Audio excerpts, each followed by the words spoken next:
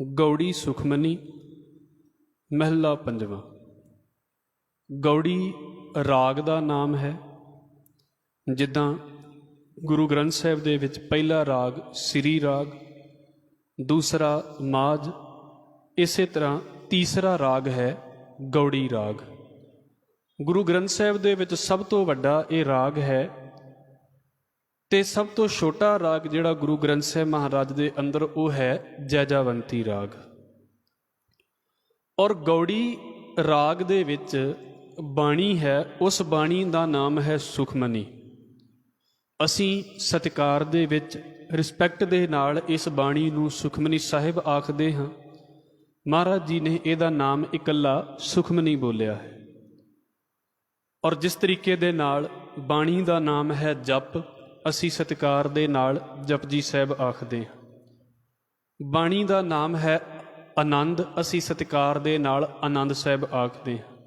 बिल्कुल इसे तरह बाणी का हैडिंग जिहड़ा है नाम है वो है सुखमनी। इहदे अखरी अर्थ ने सुखां दा खजाना। पर महाराज ने उन्होंने इदां नहीं कहा भी सुखमनी जिहड़ा है वो कोई खास चीज़ है भी जिन्हों असी गल दे नाल बंध लैंदे हाँ जां अपने घर दे विच रख लैंदे हां ते बस गल खत्म हो जाती है। सतगुरु दसणगे भी है की है असल दे विच सुखमनी। बाणी का नाम है सुखमनी, सत्कार दे विच असी कह दिता है सुखमनी साहिब। ते फिर महला पंजवां, भाव के पंजवें सतगुरु गुरु अर्जन साहिब महाराज जी की ये बाणी है। महला पहला, भाव के पहले पातशाह गुरु नानक साहिब महाराज, इदां दूजे सतगुरु गुरु अंगद साहिब महाराज, तीजा चौथा ते पंजवां भाव के गुरु अर्जन साहिब महाराज जी की ये बाणी है, जिन्हां दा शहीदी दिहाड़ा असी मनाउंदे हां ते इस करके संगतां इस बाणी का पाठ करदियां ने। फिर कईयां थावां दे उत्ते जदों असी गुटका साहिब का पाठ करते हाँ ते मंगल का कुछ एक फर्क आउंदा है। जिस तरीके दे नाल गौड़ी सुखमनी महला पंजवां ते अगे वेखो पाठ आवेगा, सलोक एक ओंकार सतगुर प्रसाद, इदां आवेगा। सलोक तो बाद असी उसे लिखत नूं लैके चलांगे। सलोक एक ओंकार का मतलब है भी अकाल पुरख वाहिगुरु एक है। ये तीन तरीके दे मंगल ने गुरु ग्रंथ साहिब महाराज दे अंदर, वखरे वखरे रूपां दे विच मंगल आउंदे ने, जिहदे विच असी जपजी साहिब दे विच संपूर्ण मंगल पढ़दे हां। मंगल का मतलब हुंदा है आरंभ, जिहदे विच अपने इष्ट नूं याद कीता जांदा है। एक ओंकार तो लैके ते फिर सतनाम, करता पुरख, निरभउ, निरवैर, ये जिहड़ा सारा असी जदों गुरप्रसाद तक पढ़ते हाँ तो यह हुंदा है पूरा मंगलाचरण, पूरा मूल मंत्र इनू कहा जाता है। फिर एक हुंदा है जिहड़ा आ रूप साडे सामने है, सब तो छोटा रूप है एक ओंकार सत गुरप्रसाद। जिद्दां गुरप्रसाद वो अखीर वाला लै लिया ते एक ओंकार ते सत इस रूप वाला लै लिया, वैसे भी एक ओंकार सतनाम करता पुरख गुरप्रसाद आउंदा है। एक ओंकार सतनाम गुरप्रसाद भी गुरु ग्रंथ साहिब दे विच आउंदा है। एक ओंकार का मतलब हो गया कि रब जिहड़ा है वो एक है, वखरियां वखरियां शक्तियां बना के उहदी पूजा नहीं की जा सकती। उन्हों ये नहीं कहा जा सकता कि मारन वाला कोई होर है ते पैदा करन वाला कोई होर है ते इत्थे प्रबंध संभालण वाला कुछ कोई होर है। ये असीं इसे बाणी दे विचों अगे समझांगे। सत जिहड़ा हमेशा सत्य है, हमेशा कायम रहन वाला है। ते महाराज नूं पुछया जी वो मिलदा किवें है, ते सतगुरु कहंदे गुरप्रसाद गुरु दे प्रसाद दे नाल मिलदा है, गुरु दी किरपा दे नाल मिलदा है। गुरु दे शब्द नूं समझांगे ते वो मिलदा है। आप जी ने ध्यान स्क्रीन ते रखना, पाठ आप जी दे नाल नाल चली जाएगा। इस करके असी अर्थां नूं संखेप जिहा समझण दी कोशिश करांगे। सलोक वैसे साधु पुरुष दे, रब्बी बंदे दे, धार्मिक बंदे दे मूँह तो जिहड़े बोल निकलदे ने उन्हां बोलां नूं कहा जांदा है सलोक। इसे ही बाणी का हवाला है। सतगुरु कहंदे उत्तम सलोक साध के बचन, जिहड़े साधु दे बचन ने वो सब तो उत्तम सलोक ने। भाव ਸਲੋਕ ਦਾ ਭਾਵ ਹੈ ਧਾਰਮਿਕ ਰਚਨਾ, ਤੇ ਇਦਾਂ ਕਹਿ ਲਈਏ ਵੀ ਸਾਧੂ ਦੇ ਦੁਆਰਾ ਦਿੱਤਾ ਗਿਆ ਜਿਹੜਾ ਉਪਦੇਸ਼ ਹੈ ਉਹਨੂੰ ਕਿਹਾ ਜਾਂਦਾ ਹੈ ਸਲੋਕ। ਇਸ ਬਾਣੀ ਨੂੰ ਜਦੋਂ ਅਸੀਂ ਪੜ੍ਹਾਂਗੇ ਤੇ ਆਪ ਜੀ ਜਾਣਦੇ ਹੋ 24 ਅਸ਼ਟਪਦੀਆਂ ਨੇ ਇਸ ਬਾਣੀ ਦੀਆਂ। 24 ਅਸ਼ਟਪਦੀਆਂ ਦੇ ਨਾਲ 24 ਹੀ ਸ਼ਲੋਕ ਨੇ। ਹਰ ਅਸ਼ਟਪਦੀ ਦੇ ਨਾਲ ਇੱਕ ਸ਼ਲੋਕ ਆਉਂਦਾ ਹੈ ਤੇ ਹਰ ਸ਼ਲੋਕ ਦੇ ਵਿੱਚ ਜੋ ਅੱਗੇ ਅਸ਼ਟਪਦੀ ਦੇ ਵਿੱਚ ਗੱਲ ਕਹੀ ਜਾਣੀ ਹੈ ਲਗਭਗ ਉਹਨੂੰ ਪਹਿਲਾਂ ਸੰਖੇਪ ਜਿਹੇ ਰੂਪ ਦੇ ਵਿੱਚ ਮਹਾਰਾਜ ਜੀ ਨੇ ਬੋਲ ਦਿੱਤਾ ਹੈ, ਫਿਰ ਉਹਦੀ ਅੱਗੇ ਵਿਆਖਿਆ ਅਸ਼ਟਪਦੀ ਦੇ ਵਿੱਚ ਕੀਤੀ ਹੈ। ਸ਼ਲੋਕ ਆਦ ਗੁਰੇ ਨਮଃ। ਹੁਣ ਤੇ ਅਸੀਂ ਜਦੋਂ ਕਿਸੇ ਨੂੰ ਫੋਨ ਕਰਦੇ ਹਾਂ ਤੇ ਆਪਾਂ ਵੇਖਦੇ ਹਾਂ ਵੀ ਸਾਡੀ ਭਾਵੇਂ ਕਿੰਨੀ ਵੀ ਇੰਪੋਰਟੈਂਟ ਗੱਲ ਹੋਵੇ, ਆਪਾਂ ਸਭ ਤੋਂ ਪਹਿਲਾਂ ਕੀ ਕਰਦੇ ਹਾਂ ਵੀ ਉਹਨੂੰ ਅਗਲੇ ਨੂੰ ਘੱਟੋ ਘੱਟ ਜੋ ਵੀ ਸਾਡੇ ਬੋਲਣ ਦਾ ਰਿਵਾਜ਼ ਹੈ, ਜੇ ਸਾਡੇ ਤੋਂ ਵੱਡਾ ਹੈ ਤੇ ਉਹਨੂੰ ਅਸੀਂ ਫਤਿਹ ਬੁਲਾ ਰਹੇ ਹਾਂ ਜਾਂ ਕਿਸੇ ਨਾ ਕਿਸੇ ਰੂਪ ਦੇ ਵਿੱਚ। ਗੱਲ ਅਸੀਂ ਅਜੇ ਬਾਅਦ ਦੇ ਵਿੱਚ ਸ਼ੁਰੂ ਕਰਨੀ ਹੈ। ਅਸੀਂ ਪਹਿਲਾਂ ਨਾ ਉਹਨੂੰ ਉਹਦਾ ਹਾਲ ਪੁੱਛਦੇ ਹਾਂ ਜਾਂ ਸਤਿਕਾਰ ਦੇ ਵਿੱਚ ਉਹਨੂੰ ਸਤਿ ਸ੍ਰੀ ਅਕਾਲ ਕਹਿ ਦਿੱਤਾ ਜਾਂ ਅਸੀਂ ਫਤਿਹ ਬੁਲਾ ਦਿੱਤੀ। ਹੁਣ ਗੱਲ ਅਸਲ ਦੇ ਵਿੱਚ ਬਾਣੀ ਦੇ ਵਿੱਚ ਮਹਾਰਾਜ ਨੇ ਬੜੇ ਸਬਜੈਕਟ ਸਾਨੂੰ ਸਮਝਾਉਣੇ ਨੇ ਇਸ ਬਾਣੀ ਦੇ ਵਿੱਚ, ਪਰ ਇੱਦਾਂ ਕਹਿ ਲਈਏ ਵੀ ਸਮਝਾਉਣ ਤੋਂ ਪਹਿਲਾਂ ਮਹਾਰਾਜ ਨੇ ਇੱਕ ਓੰਕਾਰ ਸਤਿਗੁਰ ਪ੍ਰਸਾਦ ਤੇ ਕਿਹਾ ਹੈ ਨਾ ਵੀ ਗੁਰੂ ਦੇ ਪ੍ਰਸਾਦ ਦੇ ਨਾਲ ਜਿਹੜਾ ਮਾਲਕ ਮਿਲਦਾ ਹੈ, ਮੈਂ ਉਹਦਾ ਆਸਰਾ ਲੈ ਕੇ ਇਸ ਗੱਲ ਨੂੰ ਸ਼ੁਰੂ ਕਰਨ ਲੱਗਾ ਹਾਂ, ਬਾਣੀ ਨੂੰ ਸ਼ੁਰੂ ਕਰਦਾ ਹਾਂ, ਕਿਉਂਕਿ ਮਹਾਰਾਜ ਵੀ ਉਹਦਾ ਆਸਰਾ ਲੈਂਦੇ ਨੇ। ਪਰ ਸਤਿਗੁਰੂ ਕੀ ਕਹਿੰਦੇ ਨੇ? ਆਦ ਗੁਰੇ ਨਮଃ। ਨਮଃ ਦਾ ਮਤਲਬ ਹੁੰਦਾ ਹੈ ਨਮਸਕਾਰ। ਅਸੀਂ ਕੁਝ ਵੀ ਸ਼ੁਰੂ ਕਰਦੇ ਹੁੰਦੇ ਸੀ, ਤੁਹਾਡੇ ਵਿੱਚੋਂ ਜਿਨ੍ਹਾਂ ਨੇ ਥੋੜ੍ਹਾ ਜਿਹਾ ਪਿਛਲਾ ਸਮਾਂ ਵੇਖਿਆ ਹੈ ਵੀ ਚਿੱਠੀ ਲਿਖੀ ਜਾਣੀ ਹੁੰਦੀ ਸੀ ਤੇ ਚਿੱਠੀ ਲਿਖਣ ਤੋਂ ਪਹਿਲਾਂ ਸਤਿਕਾਰ ਦੇ ਵਿੱਚ ਕੁਝ ਉਹਦੇ ਉੱਤੇ ਲਿਖਿਆ ਜਾਂਦਾ ਹੁੰਦਾ ਸੀ, ਸਬਜੈਕਟ ਅੱਗੇ ਹੁੰਦਾ ਸੀ। ਕੋਈ ਵੀ ਕੰਮ ਸ਼ੁਰੂ ਕਰਨ ਤੋਂ ਪਹਿਲਾਂ ਰੱਬ ਨੂੰ ਚੇਤੇ ਕੀਤਾ ਜਾਣਾ। ਹੁਣ ਇੱਦਾਂ ਮਹਾਰਾਜ ਕਹਿੰਦੇ ਨੇ ਆਦ ਗੁਰੇ ਨਮଃ। ਇਹ ਜਿਹੜੀਆਂ ਪਹਿਲੀਆਂ ਅਸ਼ਟਪਦੀਆਂ ਨੇ ਨਾ, ਇਹਨਾਂ ਦੇ ਵਿੱਚ ਅਕਾਲ ਪੁਰਖ ਵਾਹਿਗੁਰੂ ਦੀ ਤੇ ਉਹਦੇ ਸਿਮਰਨ ਦੀ ਤਾਰੀਫ ਹੈ ਵੀ ਸਿਮਰਨ ਦੀ ਬਰਕਤ ਕੀ ਹੈ। ਆਦ ਦਾ ਮਤਲਬ ਹੈ ਸ਼ੁਰੂਆਤ। ਇੱਥੇ ਹੁਣ ਗੁਰੇ ਦਾ ਮਤਲਬ ਹੈ ਅਕਾਲ ਪੁਰਖ ਵਾਹਿਗੁਰੂ। ਉਹ ਅਕਾਲ ਪੁਰਖ ਵਾਹਿਗੁਰੂ ਜਿਹੜਾ ਸਾਰਿਆਂ ਦਾ ਆਦ ਹੈ, ਜਿਹੜਾ ਸਾਰਿਆਂ ਦੀ ਸ਼ੁਰੂਆਤ ਹੈ, ਜਿਹਦੇ ਕਰਕੇ ਸਾਰੇ ਪੈਦਾ ਹੁੰਦੇ ਨੇ, ਜਿਹਦੇ ਕਰਕੇ ਸਾਰਿਆਂ ਦਾ ਵਿਧਾਨ ਚੱਲਦਾ ਹੈ। ਮਹਾਰਾਜ ਕਹਿੰਦੇ ਉਹਨੂੰ ਸਾਡੀ ਨਮਸਕਾਰ ਹੈ। ਇੱਦਾਂ ਕਹਿ ਲਈਏ ਵੀ ਨਮਸਕਾਰ ਨੂੰ ਨਮଃ ਬੋਲਿਆ ਗਿਆ ਹੈ ਤੇ ਇਹ ਹੈ ਆਦ ਗੁਰੇ ਨਮঃ। ਅਕਾਲ ਪੁਰਖ ਵਾਹਿਗੁਰੂ ਜਿਹੜਾ ਸਾਰਿਆਂ ਦਾ ਆਦ ਹੈ, ਸਾਰਿਆਂ ਦਾ ਸ਼ੁਰੂਆਤ ਹੈ, ਉਹਨੂੰ ਸਾਡੀ ਨਮਸਕਾਰ ਹੈ। ਫਿਰ ਅਗਲੀ ਗੱਲ ਜੁਗਾਦ ਗੁਰੇ ਨਮঃ। ਇਹ ਦੋ ਲਫ਼ਜ਼ ਤੋਂ ਸ਼ੁਰੂ ਹੁੰਦਾ ਹੈ, ਜੁਗ ਆਦ। ਜਿੱਦਾਂ ਹਿੰਦੁਸਤਾਨੀ ਕਲਚਰ ਦੇ ਵਿੱਚ 4 ਯੁਗਾਂ ਦੀ ਗੱਲ ਕੀਤੀ ਜਾਂਦੀ ਹੈ। ਪਹਿਲਾ ਯੁੱਗ ਸਤਿਯੁਗ ਮੰਨ ਲਿਆ, ਇੱਦਾਂ 4 ਯੁੱਗ ਜਿਹੜੇ ਮੰਨੇ ਜਾਂਦੇ ਨੇ। ਮਹਾਰਾਜ ਕਹਿੰਦੇ ਅਕਾਲ ਪੁਰਖ ਵਾਹਿਗੁਰੂ ਇੱਦਾਂ ਦਾ ਹੈ ਜਿਹੜਾ ਯੁੱਗਾਂ ਦਾ ਵੀ ਆਦ ਹੈ। ਉਹ ਯੁੱਗਾਂ ਦੇ ਵਿੱਚ ਨਹੀਂ ਜਨਮਿਆ, ਯੁੱਗ ਉਹਦੇ ਕਰਕੇ ਨੇ, ਉਹ ਯੁੱਗਾਂ ਕਰਕੇ ਨਹੀਂ ਹੈ। ਜਿਹੜਾ ਮਾਲਕ ਜੁਗਾਦ ਹੈ, ਭਾਵ ਕਿ ਯੁੱਗਾਂ ਦਾ ਵੀ ਆਦ ਹੈ, ਯੁੱਗਾਂ ਦੀ ਵੀ ਸ਼ੁਰੂਆਤ ਜਿਹਦੇ ਕਰਕੇ ਹੈ, ਉਸ ਅਕਾਲ ਪੁਰਖ ਵਾਹਿਗੁਰੂ ਨੂੰ ਸਾਡੀ ਨਮਸਕਾਰ ਹੈ। ਗੁਰੂ ਦਾ ਇੱਕ ਰੂਪ ਉਹ ਹੈ ਜਿਹਨੂੰ ਅਸੀਂ ਗੁਰੂ ਨਾਨਕ ਸਾਹਿਬ ਮਹਾਰਾਜ ਤੇ 10 ਪਾਤਸ਼ਾਹੀਆਂ ਦਾ ਨਾਮ ਲੈਂਦੇ ਹਾਂ। ਗੁਰੂ ਦਾ ਇੱਕ ਰੂਪ ਅਕਾਲ ਪੁਰਖ ਵਾਹਿਗੁਰੂ ਹੈ, ਔਰ ਸਭ ਤੋਂ ਵੱਡਾ ਗੁਰੂ ਜਿਹੜਾ ਹੈ ਉਹ ਅਕਾਲ ਪੁਰਖ ਵਾਹਿਗੁਰੂ ਹੈ। ਉਹਦੇ ਤੋਂ ਹੀ ਅੱਗੇ ਸਾਰਾ ਕੁਝ ਜਿਹੜਾ ਹੈ ਉਹ ਗਿਆਨ ਪ੍ਰਚਲਿਤ ਹੁੰਦਾ ਹੈ। ਇਸ ਕਰਕੇ ਮਹਾਰਾਜ ਕਹਿੰਦੇ ਨੇ ਉਹ ਮਾਲਕ ਜਿਹੜਾ ਸਾਰਿਆਂ ਦਾ, ਯੁੱਗਾਂ ਦਾ ਵੀ ਆਦ ਹੈ, ਸਾਰਿਆਂ ਦਾ ਆਦ ਹੈ, ਉਹਨੂੰ ਸਾਡੀ ਨਮਸਕਾਰ ਹੈ। ਫਿਰ ਅਗਲੀ ਗੱਲ ਸਤਿਗੁਰੇ ਨਮঃ। ਗੁਰੂ ਲਫ਼ਜ਼ 2 ਵਾਰ ਆ ਗਿਆ, ਇੱਥੇ ਹੁਣ ਸਤਿਗੁਰੂ ਦੀ ਗੱਲ ਆ ਗਈ।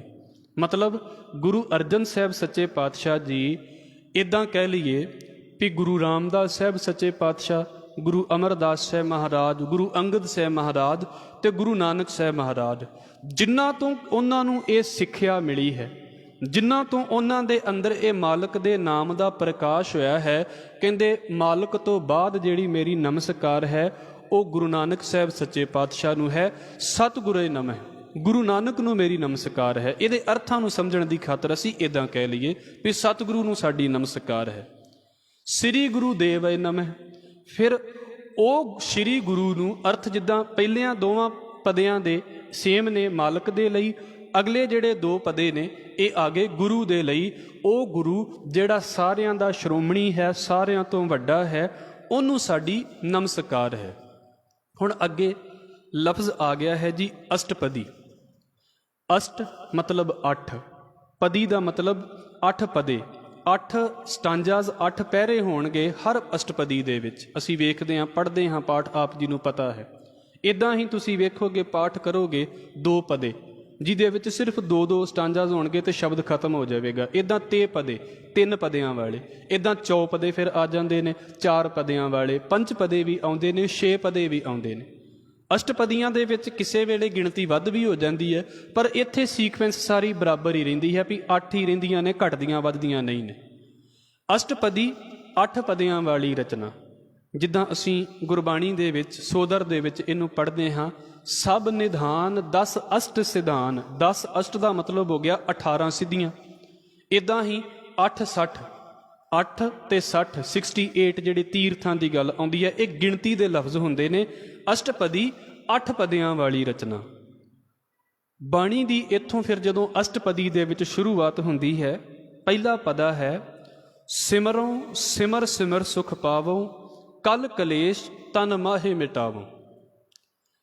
ਜਿਸ ਬਾਣੀ ਨੂੰ ਮਹਾਰਾਜ ਜੀ ਨੇ ਇੱਥੇ ਸਾਡੇ ਸਾਹਮਣੇ ਉਚਾਰਿਆ ਹੈ, ਸਾਡੇ ਲਈ ਉਚਾਰਿਆ ਹੈ, ਹੁਣ ਇਸ ਬਾਣੀ ਨੂੰ ਪੜ੍ਹ ਕੇ ਸਾਡੀ ਜ਼ਿੰਦਗੀ ਦੇ ਵਿੱਚ ਬਦਲਾਅ ਕੀ ਆਉਂਦਾ ਹੈ। ਅਸੀਂ ਸਿਰਫ ਸੰਖੇਪ ਅਰਥ ਲੈ ਕੇ ਚੱਲਦੇ ਪਏ ਹਾਂ। ਮਹਾਰਾਜ ਜੀ ਕਹਿੰਦੇ ਨੇ, ਬਿਨ ਹਰ ਭਜਨ ਦੇਖੋ ਬਿਲ ਲਾਤੇ। ਜਿਨ੍ਹਾਂ ਬੰਦਿਆਂ ਦੇ ਪੱਲੇ ਅਕਾਲ ਪੁਰਖ ਵਾਹਿਗੁਰੂ ਦੀ ਬੰਦਗੀ ਨਹੀਂ ਹੈ ਨਾ, ਉਹ ਵਿਲਕਦੇ ਫਿਰਦੇ ਨੇ। ਗੁਰੂ ਨਾਨਕ ਸਾਹਿਬ ਮਹਾਰਾਜ ਦੀ ਪੰਕਤੀ ਆਪ ਜੀ ਨੂੰ ਯਾਦ ਹੈ। ਸਤਿਗੁਰੂ ਕਹਿੰਦੇ, ਜੈ ਤਨ ਬਾਣੀ ਵਿਸਰ ਜਾਏ, ਜਿਉਂ ਪੱਕਾ ਰੋਗੀ ਵਿਲ ਲਾਏ। ਜਿਨ੍ਹਾਂ ਨੂੰ ਮਾਲਕ ਦੀ ਬਾਣੀ ਭੁੱਲ ਜਾਂਦੀ ਹੈ, ਇੱਦਾਂ ਉਹ ਤੜਪਦੇ ਨੇ, ਇੱਦਾਂ ਵਿਲਕਦੇ ਨੇ ਜਿੱਦਾਂ ਕਿਸੇ ਨੂੰ ਬੜਾ ਲੰਮਾ ਰੋਗ ਲੱਗਾ ਹੋਵੇ ਤੇ ਉਸ ਰੋਗ ਦੇ ਨਾਲ ਤੜਪਦਾ ਪਿਆ ਹੋਵੇ। ਹੁਣ ਉੱਥੇ ਉਹ ਗੱਲ ਹੈ ਵੀ ਜਿਨ੍ਹਾਂ ਦੇ ਪੱਲੇ ਸਿਮਰਨ ਨਹੀਂ ਹੈ। ਇੱਥੇ 2 ਗੱਲਾਂ ਆਉਣਗੀਆਂ ਵੀ ਅਕਾਲ ਪੁਰਖ ਵਾਹਿਗੁਰੂ ਦੀ ਬੰਦਗੀ ਕਰੀਏ, ਇਸ ਬਾਣੀ ਨੂੰ ਪੜ੍ਹੀਏ, ਗੁਰੂ ਗ੍ਰੰਥ ਸਾਹਿਬ ਮਹਾਰਾਜ ਦੀ ਬਾਣੀ ਨੂੰ ਪੜ੍ਹੀਏ ਤੇ ਉਹਨੂੰ ਸਮਝ ਲਈਏ ਤੇ ਹੁੰਦਾ ਕੀ ਹੈ। ਹਜ਼ੂਰ ਕਹਿੰਦੇ, ਸਿਮਰੋਂ, ਮੈਂ ਅਕਾਲ ਪੁਰਖ ਵਾਹਿਗੁਰੂ ਦੇ ਨਾਮ ਨੂੰ ਸਿਮਰਾਂ। ਇਹ ਬਾਣੀ ਦਾ ਹੀ ਸਿਮਰਨ ਹੋ ਗਿਆ। ਸਿਮਰਨ ਦਾ ਮਤਲਬ ਕੇਵਲ ਵਾਹਿਗੁਰੂ ਨਹੀਂ ਹੈ। ਉਹ ਕਹਿਣਾ ਹੈ ਜਿੰਨਾ ਕਿਹਾ ਜਾਵੇ ਥੋੜਾ ਹੈ। ਜਿਨਨੇ ਜਪਜੀ ਸਾਹਿਬ ਦਾ ਨਿਤਨੇਮ ਕਰ ਲਿਆ, ਉਹਨੇ ਵੀ ਸਿਮਰਨ ਕਰ ਲਿਆ ਹੈ। ਜਿਨਨੇ ਕੀਰਤਨ ਸੁਣ ਲਿਆ ਹੈ, ਸਿਮਰਨ ਉਹਨੇ ਵੀ ਕਰ ਲਿਆ ਹੈ। ਸਾਰੀ ਬਾਣੀ ਹੀ ਸਿਮਰਨ ਦੇ ਵਿੱਚ ਆ ਜਾਂਦੀ ਹੈ। ਸਾਰੀ ਬਾਣੀ ਹੀ ਸਾਡੀ ਜਪ ਹੈ। ਇਸ ਕਰਕੇ ਸਿਮਰੋਂ ਅਕਾਲ ਪੁਰਖ ਵਾਹਿਗੁਰੂ ਦੇ ਨਾਮ ਨੂੰ ਮੈਂ ਸਿਮਰਦਾ ਹਾਂ, ਸਿਮਰ ਸਿਮਰ ਸੁਖ ਪਾਵੂੰ। ਤੇ ਸਿਮਰਦਾ ਇਸ ਕਰਕੇ ਹਾਂ ਕਿ ਭਾਈ ਮੈਂ ਇਸ ਬਾਣੀ ਨੂੰ ਵਾਰ-ਵਾਰ ਸਿਮਰ ਕੇ, ਬਾਣੀ ਨੂੰ ਵਾਰ-ਵਾਰ ਪੜ੍ਹ ਕੇ ਤੇ ਸੁਖ ਪਾ ਲਵਾਂ। ਕਿੱਦਾਂ ਦਾ ਸੁਖ ਹੈ? ਮਹਾਰਾਜ ਕਹਿੰਦੇ ਨੇ, ਕਲ ਕਲੇਸ਼ ਤਨ ਮਾਹੇ ਮਿਟਾਵੋ। ਕਲੇਸ਼ ਸ਼ਬਦ ਆਪ ਜੀ ਜਾਣਦੇ ਹੋਵੋਗੇ, ਝਗੜਾ। ਪਰ ਇਹ ਬਾਹਰ ਦੇ ਝਗੜਿਆਂ ਦੀ ਅਜੇ ਗੱਲ ਨਹੀਂ ਕੀਤੀ ਜਾ ਰਹੀ, ਇਹ ਤਨ ਦੇ ਝਗੜੇ ਨੇ। ਅਜੇ ਇਹ ਨਹੀਂ ਵੀ ਬਾਹਰ ਦੇ ਝਗੜੇ ਮੈਂ ਖਤਮ ਕਰ ਲਵਾਂ। ਅਜੇ ਜਿਹੜੀ ਮੇਰੇ ਅੰਦਰ ਡੁਐਲਿਟੀ ਚੱਲਦੀ ਪਈ ਹੈ, ਮੇਰੇ ਅੰਦਰ ਖਿਝ ਚੱਲਦੀ ਪਈ ਹੈ, ਮੇਰੇ ਅੰਦਰ ਜਿਹੜਾ ਮੈਨੂੰ ਹੀ ਨਹੀਂ ਟਿਕਣ ਦਿੰਦਾ। ਬਾਕੀਆਂ ਤੋਂ ਤੇ ਮੈਂ ਕਿਸੇ ਦੇ ਨਾਲ ਲੜਿਆ ਤੇ ਮੈਂ ਆਪਣੇ ਕੋਲ ਆ ਗਿਆ ਵੀ ਤੈਨੂੰ ਮੈਂ ਛੱਡ ਹੀ ਦਿੱਤਾ ਤੇ ਆ ਗਿਆ, ਪਰ ਮੈਂ ਆਪਣੇ ਆਪ ਤੋਂ ਕਿੱਦਾਂ ਦੂਰ ਚਲਾ ਜਾਵਾਂ। ਜਿਹੜੀ ਆਪਣੇ ਆਪ ਦੀ ਖਿਝ ਪੈਦਾ ਹੁੰਦੀ ਹੈ ਨਾ, ਆਪਣੇ ਤਨ ਦੀ ਫਰਸਟ੍ਰੇਸ਼ਨ ਹੈ, ਆਪਣੇ ਆਪ ਤੋਂ ਜਿਹੜਾ ਗੁੱਸਾ ਆਈ ਜਾਂਦਾ ਵੀ ਕੁਝ ਵੀ ਬਹੁਤੀ ਵਾਰ ਪਸੰਦ ਨਹੀਂ ਆਉਂਦਾ। ਮਹਾਰਾਜ ਕਹਿੰਦੇ, ਮੈਂ ਸਿਮਰਨ ਕਰਾਂ, ਸੁੱਖ ਆਵੇ ਜ਼ਿੰਦਗੀ ਦੇ ਵਿੱਚ, ਤੇ ਜਿਹੜੇ ਤਨ ਦੇ ਕਲੇਸ਼ ਨੇ ਨਾ ਮੇਰੇ, ਜਿਹੜੇ ਮੈਨੂੰ ਟਿਕਣ ਨਹੀਂ ਦਿੰਦੇ, ਮੈਂ ਇਹਨੂੰ ਤਨ ਤੋਂ ਖਤਮ ਕਰ ਲਵਾਂ, ਮੈਂ ਸਕੂਨ ਦੇ ਵਿੱਚ ਆ ਜਾਵਾਂ। ਔਰ ਬੰਦਗੀ ਦਾ ਮਤਲਬ ਹੀ ਸਕੂਨ ਹੈ। ਸਿਮਰੋਂ ਜਾਸ ਬਿਸੰਬਰ ਇੱਕ ਹੈ, ਨਾਮ ਜਪਤ ਅਗਨਤ ਅਨੇਕ ਹੈ। ਬਹੁਤੀ ਵਾਰ 2-2 ਪੰਕਤੀਆਂ ਨੂੰ ਅਸੀਂ ਪੜ੍ਹਾਂਗੇ ਤੇ ਕਿਸੇ ਵੇਲੇ ਜਿਹੜੀ ਦੂਸਰੀ ਪੰਕਤੀ ਹੈ ਉਹਦੇ ਅਰਥ ਪਹਿਲਾਂ ਕਰਨੇ ਪੈਣਗੇ, ਤੇ ਜੋ ਅਸੀਂ ਪਹਿਲਾਂ ਪੰਕਤੀ ਪੜ੍ਹਦੇ ਹਾਂ ਉਹਦੇ ਅਰਥ ਬਾਅਦ ਦੇ ਵਿੱਚ ਹੋ ਜਾਂਦੇ ਨੇ। ਹੁਣ ਇਹਦਾ ਭਾਵ ਹੈ, ਨਾਮ ਜਪਤ ਅਗਨਤ ਅਨੇਕੇ।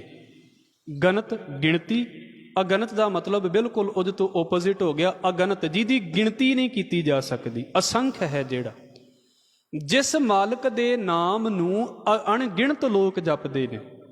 ਹਜ਼ੂਰ ਕਹਿੰਦੇ ਨੇ, ਸਿਮਰੋਂ ਜਾਸ ਬਿਸੰਬਰ ਇੱਕ ਹੈ, ਮੈਂ ਉਸ ਮਾਲਕ ਨੂੰ ਜਪਾਂ। ਬਿਸੰਬਰ ਦਾ ਅਰਥ ਹੈ ਵਿਸ਼ਵ ਨੂੰ ਭਰ ਦੇਣ ਵਾਲਾ, ਸਾਰੇ ਮਾਲਕ ਨੂੰ, ਸਾਰੇ ਸੰਸਾਰ ਨੂੰ ਸੰਤੁਸ਼ਟ ਕਰ ਦੇਣ ਵਾਲਾ, ਮੈਂ ਉਸ ਮਾਲਕ ਦੇ ਨਾਮ ਨੂੰ ਜਪਾਂ ਜਿਹੜਾ ਵਿਸ਼ਵੰਬਰ ਹੈ ਤੇ ਜਿਸ ਦੇ ਨਾਮ ਨੂੰ ਅਨੇਕਾਂ ਲੋਕ ਜਪਦੇ ਪਏ ਨੇ।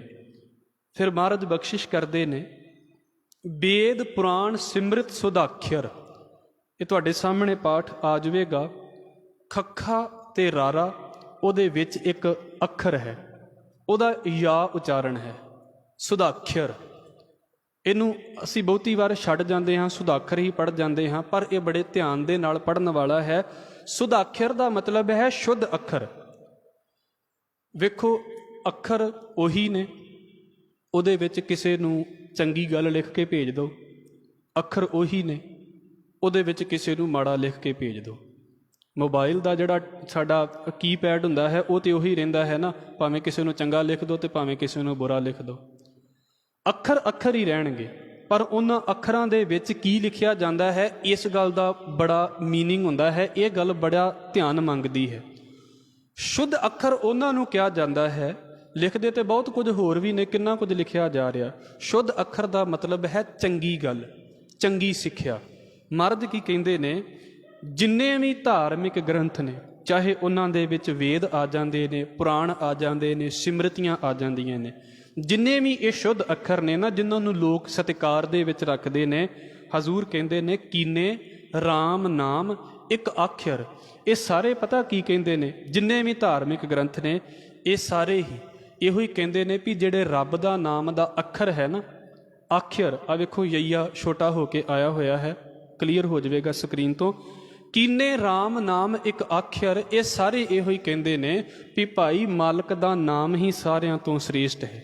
ਕੋਈ ਕਰਮਕਾਂਡ ਸ੍ਰੇਸ਼ਟ ਨਹੀਂ, ਰੱਬ ਦਾ ਨਾਮ ਸ੍ਰੇਸ਼ਟ ਹੈ। ਤੇ ਇਹ ਜਿਹੜੇ ਰੱਬ ਦਾ ਨਾਮ ਹੈ, ਕਿਨਕਾ ਏਕ ਜਿਸ ਜੀ ਬਸਾਵੇ, ਉਹ ਥੋੜ੍ਹਾ ਜਿਹਾ ਵੀ ਜੇ ਕਿਤੇ ਕਿਸੇ ਬੰਦੇ ਦੇ ਮਨ ਦੇ ਵਿੱਚ ਵਸ ਜਾਂਦਾ ਹੈ, ਇਹ ਨਹੀਂ ਵੀ ਬਹੁਤ ਜ਼ਿਆਦਾ। ਮਹਾਰਾਜ ਕਹਿੰਦੇ ਥੋੜ੍ਹਾ ਜਿਹਾ ਵੀ ਜੇ ਕਿਤੇ ਮਾਲਕ ਕਿਰਪਾ ਕਰੇ ਤੇ ਉਸ ਬੰਦੇ ਦੇ ਅੰਦਰ ਵਸਾ ਦੇਵੇ ਨਾ, ਤਾਂ ਕਿ ਮਹਿਮਾ ਗਨੀ ਨਾ ਆਵੇ। ਉਸ ਬੰਦੇ ਦੀ ਤਾਰੀਫ, ਉਸ ਬੰਦੇ ਦੇ ਬਾਰੇ ਉਹਦੀ ਵਡਿਆਈ ਨਹੀਂ ਬੋਲੀ ਜਾ ਸਕਦੀ। ਇਹਨੂੰ ਕਿਸੇ ਦੇ ਬਾਰੇ ਆਪਾਂ ਕੀ ਕਹਿ ਦਈਏ, ਆਪਣੇ ਆਪ ਦੇ ਵਿੱਚ ਹੀ ਸੋਚ ਕੇ ਵੇਖਣਾ। ਜੇ ਅਸੀਂ ਬਾਣੀ ਪੜ੍ਹਦੇ ਹਾਂ ਤੇ ਸਾਡਾ ਬਾਕੀਆਂ ਨਾਲੋਂ, ਜੇ ਸਮਝ ਕੇ ਪੜ੍ਹਦੇ ਹਾਂ ਤੇ ਜੇ ਥੋੜ੍ਹਾ ਜਿਹਾ ਬਾਣੀ ਵਾਲਾ ਜੀਵਨ ਸਾਡਾ ਹੋ ਗਿਆ, ਸਾਡਾ ਆਪਣੇ ਆਪ ਹੀ ਬਾਕੀਆਂ ਨਾਲੋਂ ਨਾ ਇੱਕ ਲਾਈਨ ਕ੍ਰੀਏਟ ਹੋਈ ਜਾਂਦੀ ਹੈ। ਆਪਣੇ ਆਪ ਹੀ ਵੱਖਰੇ ਹੋਈ ਜਾਵਾਂਗੇ ਅਸੀਂ। ਇਹ ਨਹੀਂ ਵੀ ਅਸੀਂ ਹੰਕਾਰ ਕਰਕੇ ਹੋ ਗਏ, ਆਪਣੇ ਆਪ ਹੀ ਵੱਖਰੇ ਹੋ ਗਏ। ਮਰਦ ਕਹਿੰਦੇ ਨੇ ਇੱਦਾਂ, ਜਿਹੜੇ ਬੰਦੇ ਮਾਲਕ ਦੇ ਨਾਮ ਦਾ ਕਿਣਕਾ ਵੀ ਕਿਤੇ ਜਿਨ੍ਹਾਂ ਦੇ ਅੰਦਰ ਵਸ ਜਾਂਦਾ ਹੈ ਨਾ, ਉਹ ਏਡੇ ਬੇਅੰਤ ਨੇ, ਉਹਨਾਂ ਦੀ ਵਡਿਆਈ ਨਹੀਂ ਬੋਲੀ ਜਾ ਸਕਦੀ। ਹਜ਼ੂਰ ਦਾ ਅਗਲਾ ਬਚਨ, ਕਾਂਖੀ ਇੱਕ ਹੈ ਦਰਸ ਤੁਹਾਰੋ। ਕਾਂਖੀ ਸ਼ਬਦ ਹੈ ਆਕਾਂਕਸ਼ਾ। ਆਪ ਜੀ ਨੇ ਸ਼ਾਇਦ ਕਦੀ ਨਾਮ ਸੁਣਿਆ ਹੋਵੇ, ਅਕਸਰ ਔਰਤਾਂ ਦੇ ਨਾਮ ਹੁੰਦੇ ਨੇ ਇਹ ਆਕਾਂਕਸ਼ਾ। ਇਹਦਾ ਮਤਲਬ ਹੁੰਦਾ ਹੈ ਖਿੱਚ, ਇੱਛਾ। ਐ ਵਾਹਿਗੁਰੂ, ਜਿਨ੍ਹਾਂ ਬੰਦਿਆਂ ਨੂੰ ਤੇਰੇ ਦਰਸ਼ਨ ਦੀ ਆਕਾਂਕਸ਼ਾ ਹੈ, ਖਿੱਚ ਹੈ ਨਾ, ਕਾਂਖੀ ਇੱਕ ਹੈ ਦਰਸ ਤੁਹਾਰੋ, ਨਾਨਕ ਉਨ ਸੰਗ ਮੋਹੇ ਉਧਾਰੋ। ਐ ਵਾਹਿਗੁਰੂ, ਮੇਰੀ ਅਰਦਾਸ ਇਹ ਹੈ ਵੀ ਜਿਨ੍ਹਾਂ ਬੰਦਿਆਂ ਨੂੰ ਤੇਰੇ ਦਰਸ਼ਨ ਦੀ ਤਾਂਘ ਹੈ, ਮੈਨੂੰ ਉਹਨਾਂ ਬੰਦਿਆਂ ਦਾ ਸੰਗ ਦੇ, ਮੈਨੂੰ ਉਹਨਾਂ ਬੰਦਿਆਂ ਦਾ ਸਾਥ ਦੇ, ਤੇ ਮੈਂ ਉਹਨਾਂ ਦੀ ਸੰਗਤ ਦੇ ਵਿੱਚ ਜਾ ਕੇ ਤੇ ਪਾਰ ਹੋ ਜਾਵਾਂ। ਮੈਨੂੰ ਉਹਨਾਂ ਦੀ ਸੰਗਤ ਦੇ ਵਿੱਚ ਮਿਲਾ ਕੇ ਉਧਾਰ ਦੇ। ਫਿਰ ਇਸ ਹੈ ਤੇ ਬਾਣੀ ਵੇਖੋ ਕਿੱਡੀ ਲੰਮੇਰੀ ਬਾਣੀ ਹੈ, ਲਗਭਗ 262 ਅੰਗ ਤੋਂ ਸ਼ੁਰੂ ਹੁੰਦੀ ਹੈ ਗੁਰੂ ਗ੍ਰੰਥ ਸਾਹਿਬ ਮਹਾਰਾਜ ਦੇ ਅੰਦਰ, 296 ਅੰਗ ਦੇ ਉੱਤੇ ਇਹ ਸਮਾਪਤ ਹੁੰਦੀ ਹੈ। ਆਪ ਜੀ ਪੜ੍ਹਦੇ ਹੋ ਤੇ ਇਹਦੇ ਵਿੱਚ ਰਹਾਉ ਦੀਆਂ ਜਿਹੜੀਆਂ ਇਹ ਪੰਕਤੀਆਂ ਨੇ, ਉਹ ਇੱਕ ਵਾਰ ਇਹੋ 2 ਪੰਕਤੀਆਂ ਨੇ, ਸੁਖਮਨੀ ਸੁਖ ਅੰਮ੍ਰਿਤ ਪ੍ਰਭ ਨਾਮ। ਬੜਿਆਂ ਬੰਦਿਆਂ ਨੇ ਸੁਖਮਨੀ ਜਾਂ ਸੁਖ, ਮਨ ਦਾ ਸੁੱਖ ਲੈਣ ਦੇ ਲਈ ਕੋਈ ਕੁਝ ਕਰਦਾ ਫਿਰਦਾ ਹੈ, ਕੋਈ ਕੁਝ ਕਰਦਾ ਫਿਰਦਾ ਹੈ। ਮਰਦ ਕਹਿੰਦੇ ਕੀ ਹੈ, ਅੰਮ੍ਰਿਤ ਪ੍ਰਭ ਨਾਮ। ਅਕਾਲ ਪੁਰਖ ਵਾਹਿਗੁਰੂ ਦਾ ਜਿਹੜਾ ਨਾਮ ਅੰਮ੍ਰਿਤ ਹੈ ਨਾ, ਸਭ ਤੋਂ ਵੱਡਾ ਸੁੱਖ ਦੇਣ ਵਾਲਾ ਇਹੀ ਹੈ। ਜੇ ਨਾਮ ਨਹੀਂ ਹੈ ਤਾਂ ਸੁੱਖ ਨਹੀਂ ਹੈ। ਸੁੱਖ ਦੇਣ ਵਾਲਾ ਕੇਵਲ ਤੇ ਕੇਵਲ ਨਾਮ ਹੈ, ਪਰ ਇਹ ਨਾਮ ਵਸਦਾ ਕਿੱਥੇ ਹੈ? ਭਗਤ ਜਨਾਂ ਕੈ ਮਨ ਬਿਸਰਾਮ। ਇਹ ਜਦੋਂ ਵੀ ਵਸੇਗਾ, ਇਹ ਭਗਤਾਂ ਦੇ ਮਨ ਦੇ ਵਿੱਚ ਵਸਦਾ ਹੈ। ਜਿੱਦਣ ਅਸੀਂ ਭਗਤ ਬਣ ਗਏ, ਇਹ ਸਾਡੇ ਮਨ ਦੇ ਵਿੱਚ ਵਸਦਾ ਹੈ। ਵਾਹਿਗੁਰੂ ਕਿਰਪਾ ਕਰੇ ਇਹਨੂੰ ਇੱਕ ਹੋਰ ਸਮਝ ਲਈਏ ਕਿ ਸੁਖਮਨੀ ਸਾਹਿਬ ਦੇ ਸਾਡੇ ਘਰ ਦੇ ਵਿੱਚ 4 ਗੁਟਕਾ ਸਾਹਿਬ ਹੋਣ, ਪੋਥੀਆਂ ਵੀ ਹੋਣ, ਪਰ ਜੇ ਅਸੀਂ ਕਦੀ ਪੜ੍ਹਿਆ ਹੀ ਨਹੀਂ ਤੇ ਫਿਰ ਸਾਡੇ ਮਨ 'ਚ ਕੀ ਵਸੇਗਾ? ਇਸ ਕਰਕੇ ਗੁਰਬਾਣੀ ਦੀਆਂ ਪੋਥੀਆਂ ਹੋਣੀਆਂ ਚਾਹੀਦੀਆਂ ਨੇ ਸਾਡੇ ਘਰ ਦੇ ਵਿੱਚ, ਪਰ ਨਾਲ ਕੀ ਹੈ, ਉਹਨਾਂ ਨੂੰ ਪੜ੍ਹੀਏ ਵੀ ਤੇ ਜ਼ਰੂਰ। ਭਾਈ ਗੁਰਦਾਸ ਸਾਹਿਬ ਕਹਿੰਦੇ ਨੇ, ਤੈਸੇ ਗੁਰਬਾਣੀ ਲਿਖ ਪੋਥੀ ਬੰਦ ਰਾਖੀਅਤ, ਮਿਲ ਗੁਰ ਸਿੱਖ ਪੜ੍ਹ ਸੁਣ ਲੈ ਵਲਾਈ ਹੈ। ਗੁਟਕਾ ਸਾਹਿਬ ਹੋਣ ਸਾਡੇ ਘਰ ਦੇ ਵਿੱਚ ਬਹੁਤ ਵਧੀਆ ਗੱਲ ਹੈ, ਪਰ ਇਦਾਂ ਨਾ ਹੋਵੇ ਵੀ ਪਏ ਹੀ ਰਹਿੰਦੇ ਨੇ, ਉਹਨਾਂ ਦਾ ਪਾਠ ਵੀ ਹੋਵੇ, ਸਾਰੇ ਪਾਠ ਕਰਨ ਵਾਲੇ ਹੋਣ। ਮਹਾਰਾਜ ਕਹਿੰਦੇ ਨੇ, ਮਾਲਕ ਦਾ ਨਾਮ ਇੱਕ ਸੁਖਮਨੀ ਸਾਹਿਬ ਤੇ ਗੁਟਕਾ ਸਾਹਿਬ ਦੇ ਵਿੱਚ ਹੈ, ਮੁਬਾਰਕ ਹੈ, ਪਰ ਇੱਕ ਸੁਖਮਨੀ ਸਾਹਿਬ ਜਿਹੜਾ ਨਾ, ਉਹ ਸਾਡੀ ਜ਼ੁਬਾਨ ਤੇ ਵੀ ਹੋਣਾ ਚਾਹੀਦਾ ਹੈ, ਸਾਡੇ ਦਿਲ ਦੇ ਵਿੱਚ ਵੀ ਹੋਣਾ ਚਾਹੀਦਾ ਹੈ। ਇਸ ਕਰਕੇ ਰਹਾਉ, ਮਾਲਕ ਦਾ ਨਾਮ ਸੁੱਖਾਂ ਦਾ ਖਜ਼ਾਨਾ ਹੈ, ਵਸਦਾ ਹੈ ਭਗਤਾਂ ਦੇ ਦਿਲ ਦੇ ਉੱਤੇ। ਤੇ ਇਸ ਸਿਮਰਨ ਦੀਆਂ ਬਰਕਤਾਂ ਅੱਗੇ ਮਹਾਰਾਜ ਨੇ ਬੋਲੀਆਂ ਨੇ, ਪ੍ਰਭ ਕੈ ਸਿਮਰਨ ਗਰਭ ਨਾ ਬਸੈ। ਕਈਆਂ ਧਰਮਾਂ ਨੇ ਇਹਨੂੰ ਇਦਾਂ ਬੋਲਿਆ ਵੀ ਰੱਬ ਨੇ ਨਾ ਸਜ਼ਾ ਦਿੱਤੀ ਹੈ, ਇਸ ਸੰਸਾਰ ਦੇ ਵਿੱਚ ਬੰਦਾ ਤਾਂ ਆ ਗਿਆ ਹੈ। ਸਮੈਟਿਕ ਰਿਲੀਜਨ ਦੇ ਵਿੱਚ ਇੱਕ ਗੱਲ ਆਉਂਦੀ ਹੈ, ਖਾਸ ਕਰਕੇ ਈਸਾਈਅਤ ਦੇ ਵਿੱਚ ਜਦੋਂ ਅਸੀਂ ਪੜ੍ਹਦੇ ਹਾਂ, ਉਹ ਕਹਿੰਦੇ ਵੀ ਆਦਮ ਤੇ ਹਵਾ ਨੂੰ ਇਹ ਕਿਹਾ ਵੀ ਤੁਸੀਂ ਵਰਜਿਤ ਫਲ ਜਿਹੜਾ ਹੈ ਉਹ ਨਹੀਂ ਖਾਣਾ, ਰੋਕਿਆ ਗਿਆ ਸੀ, ਉਹਨਾਂ ਨੇ ਖਾ ਲਿਆ, ਉਹਨਾਂ ਨੂੰ ਸਵਰਗ ਦੇ ਵਿੱਚੋਂ ਕੱਢ ਦਿੱਤਾ ਤੇ ਉਹ ਫਿਰ ਇੱਥੇ ਪਹੁੰਚ ਗਏ। ਇਹਦਾ ਮਤਲਬ ਹੈ ਵੀ ਬੰਦੇ ਦਾ ਜਨਮ ਕਿੱਥੋਂ ਹੋ ਗਿਆ, ਬੰਦੇ ਨੂੰ ਸਜ਼ਾ ਮਿਲੀ ਹੈ, ਬੰਦੇ ਨੂੰ ਜਨਮ ਨਹੀਂ ਮਿਲਿਆ। ਮਹਾਰਾਜ ਨਹੀਂ ਕਹਿੰਦੇ ਵੀ ਬੰਦੇ ਨੂੰ ਸਜ਼ਾ ਮਿਲੀ ਹੈ, ਮਹਾਰਾਜ ਕਹਿੰਦੇ ਬੰਦੇ ਨੂੰ ਤੇ ਰੱਬ ਨੇ ਖੇਡਣ ਦੇ ਲਈ ਭੇਜਿਆ ਵੀ ਦੁਨੀਆ ਦੇ ਵਿੱਚ ਖੇਡੇ, ਤੇ ਜਿਹਦੀ ਖੇਡ ਜਿਹੜਾ ਖੇਡ ਕੇ ਜਿੱਤ ਜਾਂਦਾ ਹੈ ਉਹਨੂੰ ਮਾਲਕ ਆਪਣੇ ਲਾਗੇ ਬਿਠਾ ਲੈਂਦਾ ਹੈ, ਜਿਹੜਾ ਨਹੀਂ ਜਿੱਤਦਾ ਉਹਨੂੰ ਅਜੇ ਵੀ ਖਿਡਾਈ ਜਾਂਦਾ ਵੀ ਤੂੰ ਖੇਡ ਕੋਈ ਨਹੀਂ, ਐਰਕੀ ਨਹੀਂ ਤੇ ਅਗਲੀ ਵਾਰ ਨਹੀਂ ਤੇ ਉਹਦੇ ਤੋਂ ਅਗਲੀ ਵਾਰ। ਗਰਭ ਨਾ ਬੱਸੈ ਦਾ ਮਤਲਬ ਹੈ ਵੀ ਵਾਰ-ਵਾਰ ਨਹੀਂ ਖੇਡਣਾ ਪੈਂਦਾ, ਜਿਨ੍ਹਾਂ ਨੂੰ ਸਿਮਰਨ ਕਰਨ ਦੀ ਦਾਤ ਮਾਲਕ ਨੇ ਦੇ ਦਿੱਤੀ ਹੈ। ਪ੍ਰਭ ਕੈ ਸਿਮਰਨ ਗਰਭ ਨਾ ਬੱਸੈ, ਜਨਮ ਮਰਨ ਦੇ ਗੇੜ ਤੋਂ ਮਾਲਕ ਮੁਕਤ ਕਰ ਦਿੰਦਾ ਹੈ ਪ੍ਰਭੂ ਦੇ ਸਿਮਰਨ ਕੀਤਿਆਂ। ਸਿੱਧਾ ਭਾਵ ਇਹ ਹੈ ਵੀ ਭਾਈ ਉਹਨਾਂ ਦੀ ਦੌੜ ਭੱਜ ਆਖਲ ਜਗਨ ਮੁੱਕ ਜਾਂਦੇ ਨੇ। ਪ੍ਰਭ ਕੈ ਸਿਮਰਨ ਦੁਖ ਜਮ ਨਸੈ, ਇੱਕ ਪੰਕਤੀ ਵਾਰ-ਵਾਰ ਅੱਖਰ ਵਾਰ-ਵਾਰ ਆਉਣਗੇ। ਪ੍ਰਭ ਕੈ ਸਿਮਰਨ, ਪ੍ਰਭੂ ਦੇ ਸਿਮਰਨ ਦੇ ਨਾਲ, ਪ੍ਰਭੂ ਦਾ ਸਿਮਰਨ ਕੀਤਿਆਂ ਫਿਰ ਕੀ ਹੋਵੇਗਾ, ਦੁਖ ਜਮ ਨਸੈ, ਜਮ ਤੇ ਦੁੱਖ ਇਹ ਨਸ ਜਾਂਦਾ ਹੈ, ਇਹ ਖਤਮ ਹੋ ਜਾਂਦਾ ਹੈ। ਇੱਕ ਹੁੰਦਾ ਹੈ ਦੁੱਖ, ਇੱਕ ਹੁੰਦਾ ਹੈ ਦੁੱਖ ਤੋਂ ਬਾਅਦ ਵਾਲਾ ਦੁੱਖ। ਕੋਈ ਮੁਸ਼ਕਿਲ ਆ ਗਈ, ਉਹ ਤੇ ਆਵੇਗੀ, ਸਾਰਿਆਂ ਨੂੰ ਆਉਂਦੀ ਹੈ, ਪਰ ਵੇਖੋ ਉਹ ਫਿਰ ਸਾਡਾ ਨਾ ਜਲਦੀ ਖਹਿੜਾ ਨਹੀਂ ਛੱਡਦੀ, ਮੁਸ਼ਕਿਲ ਚਿੰਤਾ ਦੇ ਵਿੱਚ ਪਾ ਗਈ। ਮਹਾਰਾਜ ਉਸ ਦੁੱਖ ਨੂੰ ਦੂਰ ਕਰਨ ਦੀ ਗੱਲ ਕਰਦੇ ਨੇ, ਬਾਕੀ ਦੁੱਖ ਤੇ ਆਉਂਦੇ ਰਹਿੰਦੇ ਸਾਰਿਆਂ ਦੇ ਉੱਤੇ। ਸਤਿਗੁਰੂ ਕਹਿੰਦੇ ਨੇ, ਪ੍ਰਭ ਕੈ ਸਿਮਰਨ ਕਾਲ ਪਰਹਰੈ, ਪ੍ਰਭੂ ਦੇ ਸਿਮਰਨ ਕੀਤਿਆਂ ਬੰਦਾ ਮੌਤ ਦੇ ਡਰ ਨੂੰ ਪਰੇ ਸੁੱਟ ਦਿੰਦਾ ਹੈ। ਪਰਹਰੈ ਦਾ ਮਤਲਬ ਹੈ ਪਰੇ ਕਰ ਦੇਣਾ। ਪ੍ਰਭ ਕੈ ਸਿਮਰਨ ਦੁਸ਼ਮਨ ਟਰੈ, ਪ੍ਰਭੂ ਦਾ ਸਿਮਰਨ ਕੀਤਿਆਂ ਬੰਦੇ ਦੇ ਦੁਸ਼ਮਣ ਟਲ ਜਾਂਦੇ ਨੇ। ਕਿਹੜੇ ਦੁਸ਼ਮਣ? ਬਾਹਰ ਦੇ ਨਹੀਂ, ਇਹ ਤਨ ਦੇ ਦੁਸ਼ਮਣ ਦੀ ਗੱਲ ਹੈ, ਜਿਹਨੂੰ ਅਸੀਂ ਚੌਪਈ ਸਾਹਿਬ ਦੇ ਵਿੱਚ ਵੀ ਪੜ੍ਹਦੇ ਹਾਂ, ਹਮਰੇ ਦੁਸ਼ਟ ਸਭੈ ਤੁਮ ਕਾਵੋ, ਜਿਹਨੂੰ ਮਹਾਰਾਜ ਕਹਿੰਦੇ ਨੇ ਵੀ ਮੇਰੇ ਅੰਦਰ ਦੀ ਦੌੜ, ਮਨ ਕੁਝ ਹੋਰ ਕਹਿ ਰਿਹਾ ਹੈ, ਅੱਖਾਂ ਕੁਝ ਹੋਰ ਕਹੀ ਜਾ ਰਹੀਆਂ ਨੇ, ਮੈਂ ਕੁਝ ਹੋਰ ਸੋਚਦਾ ਹਾਂ, ਕਰੀ ਕੁਝ ਹੋਰ ਜਾ ਰਿਹਾ ਹਾਂ। ਇਹ ਕੀ ਇੱਕ ਲੜਾਈ ਜੀ ਚੱਲਦੀ ਪਈ ਹੈ ਨਾ, ਅੰਦਰ ਹੀ ਦੁਸ਼ਮਣੀ ਬਣੀ ਪਈ ਹੈ। ਮਹਾਰਾਜ ਉਹਨੂੰ ਕਹਿੰਦੇ ਨੇ ਪ੍ਰਭ ਕੈ ਸਿਮਰਨ ਦੁਸ਼ਮਨ ਟਰੈ, ਮਤਲਬ ਸਾਰਾ ਕੁਝ ਇੱਕੋ ਹੀ ਤਰੀਕੇ ਦੇ ਨਾਲ ਮਾਲਕ ਦੇ ਵੱਲ ਤੁਰਿਆ ਜਾਂਦਾ ਹੈ। ਪ੍ਰਭ ਸਿਮਰਤ ਕਛ ਬਿਘਨ ਨਾ ਲਾਗੈ, ਮਾਲਕ ਦਾ ਸਿਮਰਨ ਕੀਤਿਆਂ ਕਿਸੇ ਵੀ ਚੀਜ਼ ਦੀ ਰੁਕਾਵਟ ਜ਼ਿੰਦਗੀ ਦੇ ਵਿੱਚ ਨਹੀਂ ਆਉਂਦੀ ਹੈ। ਪ੍ਰਭ ਕੈ ਸਿਮਰਨ ਅਨ ਦਿਨ ਜਾਗੈ, ਪ੍ਰਭੂ ਦਾ ਸਿਮਰਨ ਕੀਤਿਆਂ ਬੰਦਾ ਦਿਨ ਰਾਤ ਸੁਚੇਤ ਰਹਿੰਦਾ ਹੈ। ਬਿਲਕੁਲ, ਭਾਵੇਂ ਸੁੱਤਾ ਵੀ ਹੈ ਨਾ, ਤੇ ਸੁੱਤਿਆਂ ਵੀ ਸੁਚੇਤ ਹੈ, ਸੁੱਤਿਆਂ ਵੀ ਬੰਦਗੀ ਉਹਦੇ ਪੱਲੇ ਹੈ। ਜੇ ਜਾਗਦਾ ਹੈ ਫਿਰ ਤੇ ਹੈ ਹੀ ਪੱਲੇ ਹੈ। ਅਨ ਦਿਨ ਜਾਗੈ, ਜਿੱਦਾਂ ਅਸੀਂ ਕੱਲ੍ਹ ਪੜ੍ਹਿਆ ਸੀ ਨਾ ਵੀ ਸੂਤਾ ਰਹੋ, ਕਬੀਰ ਸੂਤਾ ਕਿਆ ਕਰੇ, ਬੈਠਾ ਰਹੋ ਅਰ ਜਾਗ। ਉਹਨੂੰ ਮਹਾਰਾਜ ਨੇ ਬੋਲਿਆ ਵੀ ਭਾਈ ਜਾਗਦੇ ਰਹਿੰਦੇ ਨੇ ਉਹ ਬੰਦੇ, ਲਾਈ ਲੱਗ ਜੇ ਹੋ ਕੇ ਨਹੀਂ ਜੀਂਦੇ, ਫਿਰ ਨਾ ਉਹ ਮਰੇ ਨਾ ਠਾਗੇ ਜਾਹੇ, ਨਾ ਤੇ ਖਤਮ ਹੋ ਸਕਦੇ ਨੇ ਤੇ ਨਾ ਕੋਈ ਠੱਗ ਸਕਦਾ ਹੈ ਉਹਨਾਂ ਨੂੰ। ਅਨ ਦਿਨ ਜਾਗੈ ਪ੍ਰਭ ਕੈ ਸਿਮਰਨ ਭਉ ਨਾ ਵਿਆਪੈ, ਕਿਸੇ ਵੀ ਵਹਿਮ ਭਰਮ ਦਾ ਡਰ ਉਹਨਾਂ ਨੂੰ ਨਹੀਂ ਜੇ ਡਰਾ ਸਕਦਾ। ਦੋ ਤਰੀਕਿਆਂ ਦੇ ਵਹਿਮ ਛੱਡਦੇ ਹਾਂ ਅਸੀਂ। ਇੱਕ ਹੁੰਦਾ ਹੈ ਲੋਕ ਲਾਜ ਦੇ ਵਿੱਚ ਛੱਡ ਦਿੱਤਾ ਵੀ ਜੇ ਮੈਂ ਕਰ ਲਿਆ ਤਾਂ ਲੋਕੀ ਕੀ ਕਹਿਣਗੇ, ਇੱਕ ਉਹ ਛੱਡੀ ਦਾ। ਇੱਕ ਛੱਡਿਆ ਹੁੰਦਾ ਵੀ ਜੋ ਮਰਜ਼ੀ ਹੋ ਜਾਵੇ, ਨਾ ਤੇ ਮੈਨੂੰ ਡਰ ਹੈ ਵੀ ਮੈਨੂੰ ਇਹ ਕੀ ਕਰ ਲੈਣਗੇ। ਕਿਸੇ ਵੇਲੇ ਬਹੁਤੇ ਡਰ ਕਰਕੇ ਛੱਡ ਤੇ ਦਿੰਦੇ ਨੇ ਲੋਕਾਂ ਦੇ ਡਰ ਕਰਕੇ, ਪਰ ਅੰਦਰੋਂ ਡਰੇ ਹੀ ਰਹਿੰਦੇ ਨੇ ਨਾ। ਮਰਦ ਕਹਿੰਦੇ ਬੰਦਗੀ ਕਰਾਂਗੇ ਕੋਈ ਡਰ ਨਹੀਂ ਵਿਆਪਦਾ ਬੰਦੇ ਨੂੰ, ਮਾਲਕ ਆਪ ਚੜ੍ਹਦੀ ਕਲਾ ਦੇ ਵਿੱਚ ਰੱਖਣ ਵਾਲਾ ਹੈ। ਪ੍ਰਭ ਕੈ ਸਿਮਰਨ ਦੁੱਖ ਨਾ ਸੰਤਾਪੈ, ਕੋਈ ਵੀ ਦੁੱਖ ਜਿਹੜਾ ਹੈ ਨਾ ਉਹ ਸੰਤਾਪ ਨਹੀਂ ਦਿੰਦਾ, ਕੋਈ ਵੀ ਦੁੱਖ ਦੁਖੀ ਨਹੀਂ ਕਰਦਾ। ਮੈਂ ਬੇਨਤੀ ਕੀਤੀ ਸੀ, ਬੜੇ ਬੰਦਗੀ ਵਾਲੇ ਬੰਦੇ ਨੇ, ਹੁਣ ਦੇ ਸਮੇਂ ਦੇ ਵਿੱਚ ਵੀ ਦੁੱਖ ਆ ਗਿਆ ਹੈ, ਉਹਨਾਂ ਲਈ ਦੁੱਖ ਕੋਈ ਬਹੁਤੀ ਗੱਲ ਹੀ ਨਹੀਂ। ਪਰ ਕਿਸੇ ਵੇਲੇ ਸਾਡੇ ਵਰਗੇ ਇੱਦਾਂ ਦੇ ਹੁੰਦੇ ਨੇ ਵੀ ਦੁੱਖ ਅਜੇ ਕਿਤੇ ਦੂਰ ਹੀ ਬੈਠਾ ਹੈ, ਪਹਿਲਾਂ ਹੀ ਵੀ ਹਾਏ ਪਤਾ ਨਹੀਂ ਕੀ ਬਣ ਜਾਣਾ। ਨਹੀਂ, ਮਹਾਰਾਜ ਕਹਿੰਦੇ ਦੁੱਖ ਨਾ ਸੰਤਾਪੈ।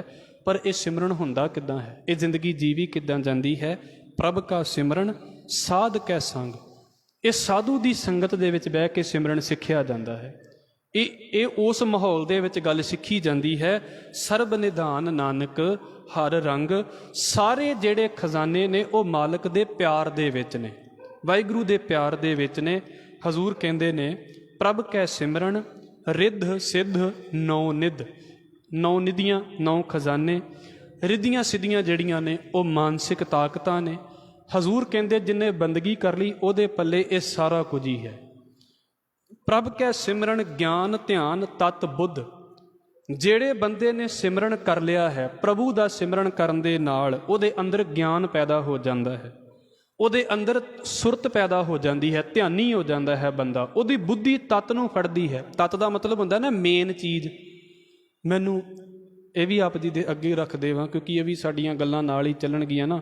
ਕਿਸੇ ਵੇਲੇ ਵੇਖਦੇ ਹਾਂ ਸਾਰਾ ਦਿਨ ਬੰਦੇ ਕਰਦੇ ਨੇ ਸਿਮਰਨ, ਨਮਸਕਾਰ ਹੈ ਉਹਨਾਂ ਦੇ ਉੱਤੇ, ਬੜੇ ਚੰਗੇ ਵੀ ਨੇ, ਬੜੀ ਚੜ੍ਹਦੀ ਕਲਾ ਵਾਲੇ ਨੇ। ਅਤੇ ਕਈ ਤਾਂ ਮੇਰੇ ਵਰਗੇ ਸਮਾਗਮਾਂ ਦੇ ਵਿੱਚ ਹੀ ਬੋਲਣ ਗਏ ਹੁੰਦੇ ਨੇ, ਕੋਈ ਗਿਆਨ ਪੈਦਾ ਨਹੀਂ ਹੁੰਦਾ, ਕੋਈ ਧਿਆਨ ਪੈਦਾ ਨਹੀਂ ਹੁੰਦਾ, ਕੋਈ ਬੁੱਧੀ ਪੈਦਾ ਨਹੀਂ ਹੁੰਦੀ। ਇਹ ਵੀ ਨਾਲ ਹੀ ਵੇਖੋਗੇ, ਬੜੇ ਨੇ, ਠੀਕ ਹੈ, ਬੰਦਗੀ ਕੀਤੀ, ਅਤੇ ਕਈ ਬਸ ਸਮਾਗਮ ਦੀ ਹਾਜ਼ਰੀ ਵਾਲੇ ਹੀ ਹੁੰਦੇ ਨੇ, ਨਾ ਤੇ ਗਿਆਨ ਪੈਦਾ ਹੋਇਆ। ਮਹਾਰਾਜ ਤੇ ਕਹਿੰਦੇ ਨੇ ਵੀ ਸਿਮਰਨ ਕੀਤਾ ਅਤੇ ਨਾਲ ਹੀ ਗਿਆਨ ਪੈਦਾ ਹੋ ਗਿਆ। ਪ੍ਰਭ ਕੈ ਸਿਮਰਨ ਗਿਆਨ ਧਿਆਨ ਤਤ ਬੁੱਧ। ਕੀ ਹੋ ਜਾਂਦਾ ਹੈ? ਪ੍ਰਭ ਕੈ ਸਿਮਰਨ ਜਪ ਤਪ ਪੂਜਾ। ਜਿੰਨੇ ਬੰਦਗੀ ਕਰ ਲਈ ਹੈ, ਸਾਰੇ ਜਪ ਉਹਨੇ ਕਰ ਲਏ, ਸਾਰੇ ਤਪ ਉਹਨੇ ਕਰ ਲਏ, ਸਾਰੀਆਂ ਪੂਜਾ ਉਹਨੇ ਕਰ ਲਈਆਂ। ਪ੍ਰਭੂ ਦਾ ਸਿਮਰਨ ਸਾਰੇ ਜਪ ਤਪ ਤੇ ਪੂਜਾ ਦੇ। ਜਿਹਨੇ ਨਿਤਨੇਮ ਕਰ ਲਿਆ ਹੈ ਨਾ, ਵਾਹਿਗੁਰੂ ਕਿਰਪਾ ਕਰੇ, ਉਹਨੂੰ ਹੋਰ ਕੁਝ ਖਾਸ ਕਰਨ ਦੀ ਲੋੜ ਨਹੀਂ ਜੇ। ਦਾਤਾਰ ਕਹਿੰਦੇ ਪ੍ਰਭ ਕੈ ਸਿਮਰਨ ਬਿਨਸੈ ਦੂਜਾ। ਮਨ ਦੇ ਵਿੱਚੋਂ ਡੁਐਲਿਟੀ ਖਤਮ ਹੋਣੀ ਸ਼ੁਰੂ ਹੋ ਜਾਂਦੀ ਹੈ, ਇੱਕੋ ਮਾਲਕ ਤੇ ਭਰੋਸਾ ਆ ਜਾਂਦਾ ਹੈ, ਦੁਬਿਧਾ ਖਤਮ ਹੋ ਜਾਂਦੀ ਹੈ। ਪ੍ਰਭ ਕੈ ਸਿਮਰਨ ਤੀਰਥ ਇਸ਼ਨਾਨੀ। ਜਿੰਨੇ ਬੰਦੇ ਨੇ 88 ਤੀਰਥਾਂ ਦਾ ਇਸ਼ਨਾਨ ਕੀਤਾ ਹੁੰਦਾ ਸੀ, ਉਹਨੂੰ ਕਿਹਾ ਜਾਂਦਾ ਹੈ ਤੀਰਥ ਇਸ਼ਨਾਨੀ। ਮਹਾਰਾਜ ਕਹਿੰਦੇ ਜਿੰਨੇ ਸਿਮਰਨ ਕਰ ਲਿਆ ਉਹ ਇੰਨਾ ਪਵਿੱਤਰ ਹੋ ਗਿਆ ਕਿ ਉਹ ਖੁਦ ਹੀ ਤੀਰਥ ਇਸ਼ਨਾਨੀ ਬਣ ਗਿਆ ਹੈ। ਜਿੰਨੇ ਬੰਦਗੀ ਕਰ ਲਈ ਉਹ ਖੁਦ ਇੰਨਾ ਪਵਿੱਤਰ ਹੋ ਗਿਆ ਹੈ। ਸੁਣਿਆ ਮੰਨਿਆ ਮਨ ਕੀਤਾ ਭਾਉ, ਅੰਤਰਗਤ ਤੀਰਥ ਮਲ ਨਾਓ। ਉਹ ਅੰਦਰ ਦੇ ਤੀਰਥ ਤੋਂ ਹੀ ਇਸ਼ਨਾਨ ਕਰਦਾ ਪਿਆ ਹੈ, ਉਹਦਾ ਅੰਦਰ ਹੀ ਉਹਨੂੰ ਪਿਓਰ ਕਰੀ ਜਾ ਰਿਹਾ ਹੈ। ਤੀਰਥ ਇਸ਼ਨਾਨੀ ਪ੍ਰਭ ਕੈ ਸਿਮਰਨ ਦਰਗਾਹ ਮਾਨੀ। ਮਾਲਕ ਦੇ ਘਰ ਦੇ ਵਿੱਚ ਉਸ ਬੰਦੇ ਨੂੰ ਮਾਣ ਮਿਲਦਾ ਹੈ। ਪ੍ਰਭ ਕੈ ਸਿਮਰਨ ਹੋਏ ਸੋ ਭਲਾ। ਪ੍ਰਭੂ ਦਾ ਸਿਮਰਨ ਕਰਨ ਦੇ ਨਾਲ ਇਹ ਗੱਲ ਸਮਝ ਆਉਂਦੀ ਹੈ, ਜੋ ਕੁਝ ਹੋ ਰਿਹਾ ਹੈ ਉਹ ਭਲਾ ਹੀ ਹੋ ਰਿਹਾ ਹੈ, ਜੋ ਕੁਝ ਹੋ ਰਿਹਾ ਹੈ ਉਹ ਠੀਕ ਹੀ ਹੋ ਰਿਹਾ ਹੈ। ਹਜ਼ੂਰ ਦੇ ਅਗਲੇ ਬਚਨ ਵੇਖੋ, ਪ੍ਰਭ ਕੈ ਸਿਮਰਨ ਸੋ ਫਲ ਫਲਾ।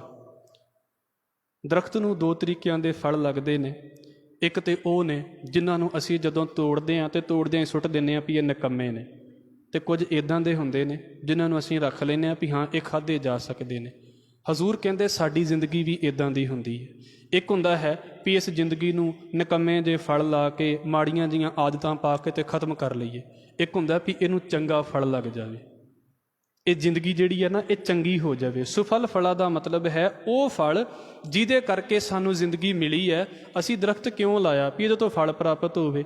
ਜ਼ਿੰਦਗੀ 'ਚ ਕਿਉਂ ਆਏ? ਵੀ ਮਾਲਕ ਦੇ ਨਾਮ ਦਾ ਫਲ ਇਹਨੂੰ ਪ੍ਰਾਪਤ ਹੋ ਜਾਵੇ। ਸਤਿਗੁਰੂ ਕਹਿੰਦੇ ਸਿਮਰਨ ਕੀਤਿਆਂ ਉਹ ਫਲ, ਭਾਵ ਕਿ ਜ਼ਿੰਦਗੀ ਦਾ ਮਨੋਰਥ ਸਾਨੂੰ ਹਾਸਲ ਹੋ ਜਾਂਦਾ ਹੈ। ਸੇ ਸਿਮਰਹਿ ਜਿਨ ਆਪ ਸਿਮਰਾਏ। ਪਰ ਮਹਾਰਾਜ ਕਹਿੰਦੇ ਸਿਮਰਨ ਵੀ ਉਹੀ ਕਰਦੇ ਨੇ ਜਿਨ੍ਹਾਂ ਨੂੰ ਮਾਲਕ ਆਪ ਸਿਮਰਾਉਂਦਾ ਹੈ। ਨਾਨਕ ਤਾਕੈ ਲਾਗੋ ਪਾਏ। ਮੈਂ ਉਹਨਾਂ ਰੱਬ ਦੇ ਪਿਆਰਿਆਂ ਦੇ ਚਰਨਾਂ ਦੇ ਉੱਤੇ ਲੱਗਦਾ ਹਾਂ ਜਿਹੜੇ ਸਿਮਰਨ ਕਰਦੇ ਨੇ। ਜ਼ੁਬਾਨ ਦਾ ਸਿਮਰਨ ਵੀ, ਪਰ ਜਿਨ੍ਹਾਂ ਦੀ ਜ਼ਿੰਦਗੀ ਵੀ ਸਿਮਰਨ ਹੈ, ਜਿਨ੍ਹਾਂ ਦੇ ਹੱਥ ਪੈਰ ਵੀ ਸਿਮਰਨ ਕਰਦੇ ਨੇ। ਫਿਰ ਅਗਲੇ ਬਚਨ, ਪ੍ਰਭ ਕਾ ਸਿਮਰਨ ਸਭ ਤੇ ਉੱਚਾ। ਸਾਰੇ ਕਰਮਕਾਂਡਾਂ ਨਾਲੋਂ, ਸਾਰੇ ਦੌੜ ਭੱਜ ਨਾਲੋਂ, ਦਿਨਾਂ ਵਾਰਾਂ ਦੇ ਨਾਲੋਂ, ਇਹੋ ਜਿਹੇ ਵਹਿਮਾਂ ਦੇ ਨਾਲੋਂ ਪ੍ਰਭੂ ਦਾ ਸਿਮਰਨ ਸਭ ਤੋਂ ਉੱਚਾ ਹੈ। ਪ੍ਰਭ ਕੈ ਸਿਮਰਨ ਉਧਰੇ ਮੂਚਾ। ਪ੍ਰਭੂ ਦਾ ਸਿਮਰਨ ਕੀਤਿਆਂ ਬੜੇ ਲੋਕ ਪਾਰ ਹੋ ਜਾਂਦੇ ਨੇ। ਪ੍ਰਭ ਕੈ ਸਿਮਰਨ ਤ੍ਰਿਸ਼ਨਾ ਬੁਝੈ। ਪ੍ਰਭੂ ਦਾ ਸਿਮਰਨ ਕੀਤਿਆਂ ਸੰਤੁਸ਼ਟੀ ਆਉਣੀ ਸ਼ੁਰੂ ਹੋ ਜਾਂਦੀ ਹੈ। ਤ੍ਰਿਸ਼ਨਾ ਜਿਹੜੀ ਆ ਨਾ ਅੰਦਰ ਵਾਰ-ਵਾਰ ਸਾੜਦੀ ਹੈ। ਸਤਿਗੁਰੂ ਕਹਿੰਦੇ ਸ਼ਾਂਤੀ ਆਉਣੀ ਸ਼ੁਰੂ ਹੋ ਜਾਂਦੀ ਹੈ। ਪ੍ਰਭ ਕੈ ਸਿਮਰਨ ਸਭ ਕਿਛ ਸੁਝੈ। ਹਰ ਇੱਕ ਗੱਲ ਦੀ ਸਮਝ ਆ ਜਾਂਦੀ ਹੈ। ਇਹ ਇੱਕ ਗੱਲ ਹੈ ਸਿਮਰਨ ਦੀ ਤਾਕਤ ਦੀ। ਵਾਹਿਗੁਰੂ ਕਿਰਪਾ ਕਰੇ ਇਹਨੂੰ ਐਵੇਂ ਨਾ ਸਮਝ ਲੈਣਾ। ਚਲੋ ਕਦੀ ਅਸੀਂ ਡਿਟੇਲ ਦੇ ਵਿੱਚ ਵੀ ਗੱਲ ਕਰਦੇ ਹੁੰਦੇ ਹਾਂ, ਪਰ ਇਹ ਮਾਲਕ ਦੀ ਬੰਦਗੀ ਦੀ ਦਾਤ ਹੈ। ਇਹ ਛੋਟੀਆਂ ਮੋਟੀਆਂ ਗੱਲਾਂ ਨੇ ਵੀ ਬੰਦਾ ਅਗਲੇ ਦੀ ਗੱਲ ਬੁੱਝ ਲੈਂਦਾ ਹੈ, ਅਗਲੇ ਨੂੰ ਬੋਲ ਕੇ ਹੀ ਦੱਸ ਦਿੰਦਾ ਵੀ ਤੇਰੇ ਨਾਲ ਇੱਦਾਂ ਵਾਪਰਦਾ ਹੈ। ਇਹ ਛੋਟੀਆਂ ਜੀਆਂ ਗੱਲਾਂ ਨੇ। ਆਹ ਵੇਖੋ ਤੁਹਾਡੇ ਸਾਹਮਣੇ ਹੈ, ਸਭ ਕੁਛ ਸੁੱਝੈ, ਉਹਨਾਂ ਨੂੰ ਪਹਿਲਾਂ ਹੀ ਵਾਪਰ ਜਾਂਦੀ, ਉਹਨਾਂ ਦੇ ਪਹਿਲਾਂ ਦਿਲ ਦੇ ਵਿੱਚ ਆ ਜਾਂਦੀ ਵੀ ਆਹ ਗੱਲ ਹੈ। ਨਹੀਂ ਦੱਸਣਾ ਜਾਂ ਦੱਸਣਾ ਉਹ ਅਗਲੀਆਂ ਗੱਲਾਂ ਨੇ। ਸਭ ਕੁਛ ਸੁੱਝੈ ਪ੍ਰਭ ਕੈ ਸਿਮਰਨ ਨਾਹੀਂ ਜਮ ਤਰਾਸਾ। ਮਹਾਰਾਜ ਕਹਿੰਦੇ ਨੇ ਪ੍ਰਭੂ ਦਾ ਸਿਮਰਨ ਕਰਨ ਦੇ ਨਾਲ ਮੌਤ ਦਾ ਡਰ ਨਹੀਂ ਬੰਦੇ ਨੂੰ ਰਹਿੰਦਾ। ਪ੍ਰਭ ਕੈ ਸਿਮਰਨ ਪੂਰਨ ਆਸਾ, ਜ਼ਿੰਦਗੀ ਦੀ ਹਰ ਆਸ ਉਹਦੀ ਪੂਰੀ ਹੋ ਜਾਂਦੀ ਹੈ। ਪਰ ਉਹਦੀਆਂ ਆਸਾਂ ਇੱਦਾਂ ਦੀਆਂ ਨਹੀਂ ਹੁੰਦੀਆਂ ਜਿੱਦਾਂ ਦੀਆਂ ਆਪਾਂ ਆਮ ਦੁਨਿਆਵੀ ਜੇ ਬੰਦੇ ਦੀਆਂ ਕਹਿ ਸਕਦੇ ਹਾਂ। ਉਹਨੂੰ ਆਸ ਹੀ ਸਿਮਰਨ ਦੀ ਹੈ ਅਤੇ ਉਹ ਪੂਰੀ ਹੋ ਜਾਂਦੀ ਹੈ। ਪ੍ਰਭ ਕੈ ਸਿਮਰਨ ਮਨ ਕੀ ਮਲ ਜਾਏ, ਉਹਦੇ ਮਨ ਦੀ ਮੈਲ ਹੌਲੀ ਹੌਲੀ ਦੂਰ ਹੋਈ ਜਾਂਦੀ ਹੈ ਸਿਮਰਨ ਕੀਤਿਆਂ। ਅੰਮ੍ਰਿਤ ਨਾਮ ਰਿਦਮਾਹੇ ਸਮਾਏ, ਅਤੇ ਮਾਲਕ ਦਾ ਅੰਮ੍ਰਿਤ ਵਰਗਾ ਨਾਮ ਉਹਦੇ ਦਿਲ ਦੇ ਵਿੱਚ ਵਸਦਾ ਜਾਂਦਾ ਹੈ। ਜਿੰਨੀ ਮੈਲ ਦੂਰ ਹੋਈ ਗਈ ਉਹਨਾਂ ਨਾਮ ਆਈ ਗਿਆ।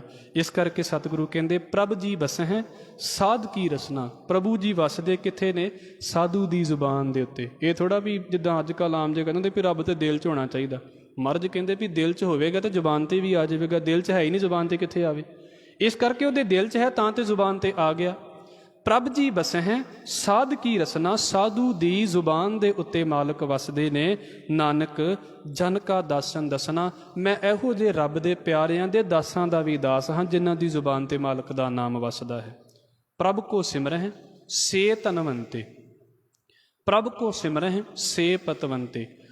ਧਾਰਮਿਕ ਦੁਨੀਆ ਦੇ ਵਿੱਚ ਪੈਸੇ ਵਾਲੇ, ਧਨਵਾਨ, ਇੱਜ਼ਤ ਵਾਲੇ, ਪਤਵੰਤੇ ਉਹ ਨੇ ਜਿਹੜੇ ਮਾਲਕ ਨੂੰ ਸਿਮਰਦੇ ਨੇ।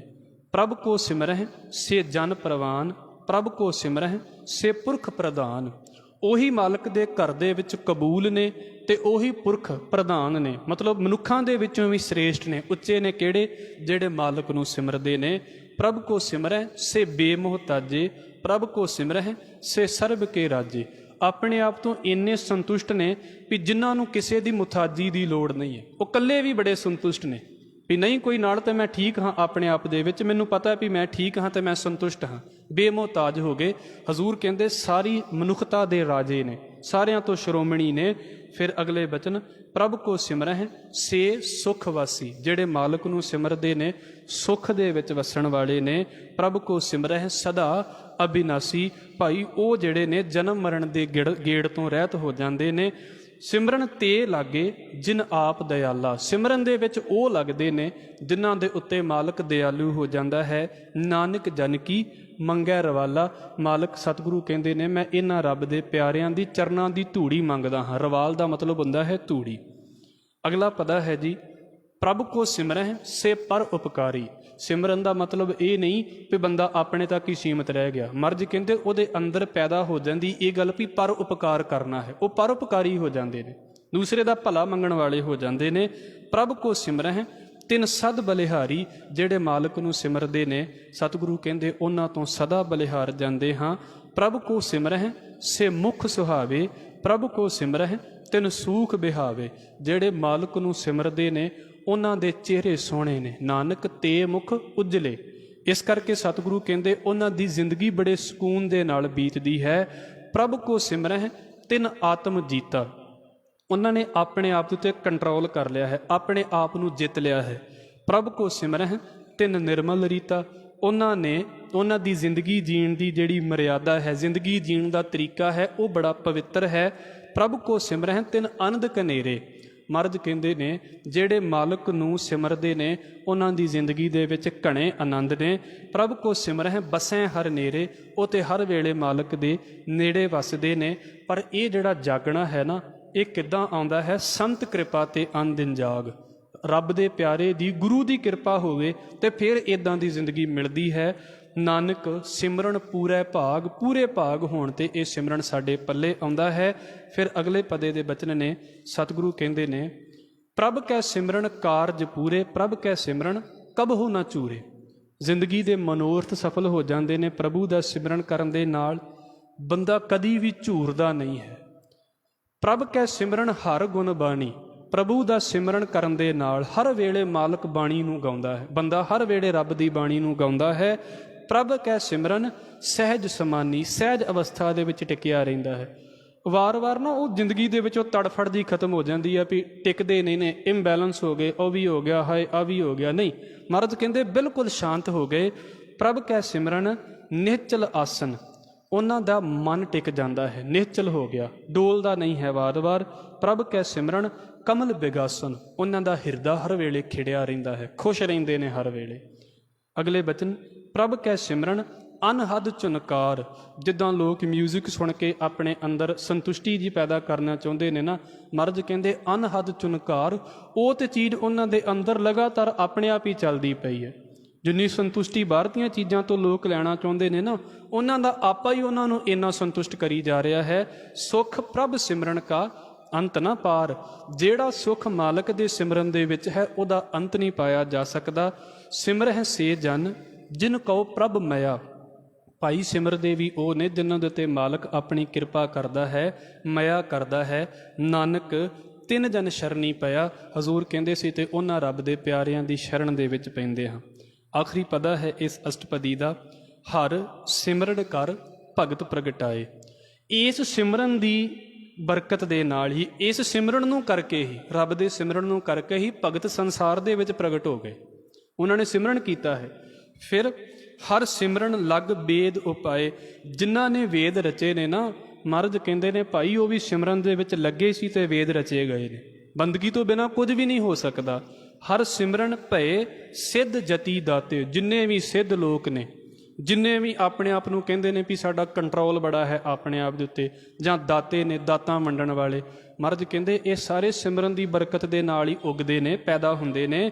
ਹਰ ਸਿਮਰਨ ਨੀਚ ਚਹੁੰ ਕੁੰਟ ਜਾਤੇ, ਹਰੀ ਦੇ ਸਿਮਰਨ ਦੇ ਨਾਲ ਜਿਹੜੇ ਨੀਚ ਬੰਦੇ ਨੇ ਨਾ, ਉਹ ਚਾਰੇ ਪਾਸੇ, ਭਾਵ ਕਿ ਸੰਸਾਰ ਦੇ ਵਿੱਚ ਹਰ ਪਾਸੇ ਪ੍ਰਸਿੱਧ ਹੋ ਜਾਂਦੇ ਨੇ। ਨੀਚ ਦਾ ਮਤਲਬ ਉਹ ਜਿਨ੍ਹਾਂ ਨੂੰ ਕੋਈ ਜਾਣਦਾ ਵੀ ਨਹੀਂ ਹੁੰਦਾ, ਉਹ ਸੰਸਾਰ ਦੇ ਵਿੱਚ ਪ੍ਰਸਿੱਧ ਹੋ ਜਾਂਦੇ ਨੇ।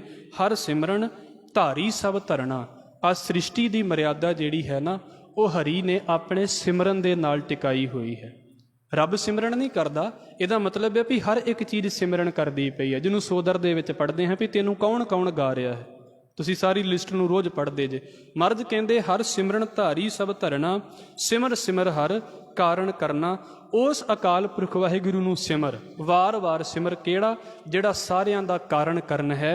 ਫਿਰ ਗੁਰੂ ਸਾਹਿਬ ਕਿਰਪਾ ਕਰਦੇ ਨੇ, ਹਰ ਸਿਮਰਨ ਕੀਓ ਸਗਲ ਆਕਾਰਾ, ਆ ਜਿੰਨਾ ਵੀ ਆਕਾਰ ਹੈ ਇਹ ਮਾਲਕ ਦੀ ਸਿਮਰਨ ਦੇ ਨਾਲ, ਭਾਵ ਕਿ ਅਕਾਲ ਪੁਰਖ ਵਾਹਿਗੁਰੂ ਨੇ ਆਪਣੀ ਤਾਕਤ ਦੇ ਨਾਲ ਇਹਨੂੰ ਪੈਦਾ ਕੀਤਾ ਹੈ। ਹਰ ਸਿਮਰਨ ਮੈਂ ਆਪ ਨਿਰੰਕਾਰਾ, ਜਿੱਥੇ ਮਾਲਕ ਦਾ ਨਾਮ ਜਪਿਆ ਜਾਂਦਾ ਹੈ ਰੱਬ ਉੱਥੇ ਹੈ, ਆਪ ਨਿਰੰਕਾਰ ਉੱਥੇ ਹੈ ਜਿੱਥੇ ਸਿਮਰਨ ਹੁੰਦਾ ਹੈ। ਕਰ ਕਿਰਪਾ ਜਿਸ ਆਪ ਬੁਝਾਇਆ, ਆਪ ਮਾਲਕ ਨੇ ਕਿਰਪਾ ਕਰਕੇ ਜਿਹਨੂੰ ਇਸ ਸਿਮਰਨ ਦੇ ਬਾਰੇ ਬੁਝਾ ਦਿੱਤਾ ਹੈ, ਭਾਵ ਕਿ ਸਮਝ ਦੇ ਦਿੱਤੀ ਹੈ। ਨਾਨਕ ਗੁਰਮੁਖ ਹਰ ਸਿਮਰਨ ਤਿੰਨ ਪਾਇਆ, ਗੁਰੂ ਦੇ ਕੋਲ ਬੈਠ ਕੇ ਤੇ ਉਹਨੇ ਸਿਮਰਨ ਸਿੱਖਿਆ ਹੈ। ਇਹ ਪਹਿਲੀ ਅਸ਼ਟਪਦੀ ਹੈ। ਅਗਲੇ ਪਦੇ ਅਸੀਂ ਥੋੜ੍ਹਾ ਜਿਹਾ ਜਲਦੀ ਇਹਨਾਂ ਨੂੰ ਕਵਰ ਕਰਨ ਦੀ ਕੋਸ਼ਿਸ਼ ਕੀਤੀ ਹੈ, ਕਿਉਂਕਿ ਸਟਾਰਟਿੰਗ ਦੇ ਵਿੱਚ ਬਾਣੀ ਦੇ ਕੁਝ ਪਾਸੇ ਸਮਝਣੇ ਜ਼ਰੂਰੀ ਸਨ। ਇਸ ਕਰਕੇ ਕੱਲ੍ਹ ਤੋਂ ਅਸੀਂ ਅਸ਼ਟਪਦੀ ਨੂੰ ਵਿਚਾਰਾਂਗੇ। ਅੱਜ ਆਪ ਜੀ ਦੇ ਚਰਨਾਂ ਦੇ ਵਿੱਚ ਇਹ ਸੰਖੇਪ ਜਿਹੀ ਵਿਚਾਰ ਹੈ। ਕੋਸ਼ਿਸ਼ ਹੋਵੇ ਆਪ ਜੀ ਜੋ ਵੀ ਬਾਣੀ ਪੜ੍ਹਦੇ ਜੇ, ਮਾਲਕ ਤੰਦਰੁਸਤੀਆਂ ਦੇਵੇ, ਬਾਣੀ ਨੂੰ ਪੜ੍ਹੋ, ਪਰ ਇਹਨਾਂ ਦੇ ਅਰਥਾਂ ਨੂੰ ਵੀ ਥੋੜ੍ਹਾ ਜਿਹਾ ਸੰਖੇਪ ਰੂਪ ਦੇ ਵਿੱਚ ਸਮਝਣ ਦੀ ਕੋਸ਼ਿਸ਼ ਕਰੋ ਜੀ। ਆਪ ਜੀ ਦੇ ਚਰਨਾਂ ਦੇ ਵਿੱਚ ਬੇਨਤੀਆਂ ਕਰਦਿਆਂ ਹੋਈਆਂ ਭੁੱਲਾਂ ਦੀ ਖਿਮਾ, ਫਤਿਹ ਨਾਲ ਸਾਂਝ ਪਾਓ ਜੀ। ਵਾਹਿਗੁਰੂ ਜੀ ਕਾ ਖਾਲਸਾ, ਵਾਹਿਗੁਰੂ ਜੀ ਕੀ ਫਤਿਹ।